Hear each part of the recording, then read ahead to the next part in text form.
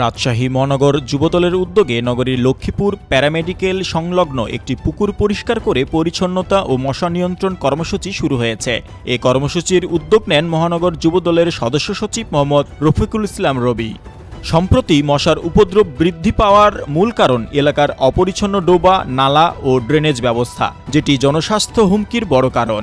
আর এখান থেকে নগরবাসীর স্বাস্থ্য সুরক্ষা দিতে সচেতনতামূলক কাজ করছে রাজশাহী বিএনপির যুবদলের নেতাকর্মীরা। সচেতনতামূলক এই কার্যক্রমের অংশ হিসেবে এলাকার আবর্জনা অপসারণ, পুকুর ও ড্রেন পরিষ্কার এবং মশা নিধন স্প্রে প্রয়োগ করা হয়। যুবদল নেতাকর্মীরা বলেন, এটি একদিনের কাজ নয়, আগামী দিনগুলোতেও ধারাবাহিকভাবে রাজশাহীর বিভিন্ন ওয়ার্ডে এ কার্যক্রম চলবে।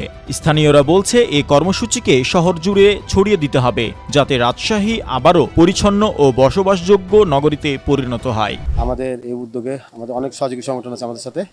আমরা প্রায় অর্ধশতেরও বেশি আমাদের জনবল আছে। আমরা গ্রিন সিটি, ক্লিন সিটি এবং হেলদি সিটি রক্ষার জন্য আমরা এই উদ্যোগটা নিয়েছি।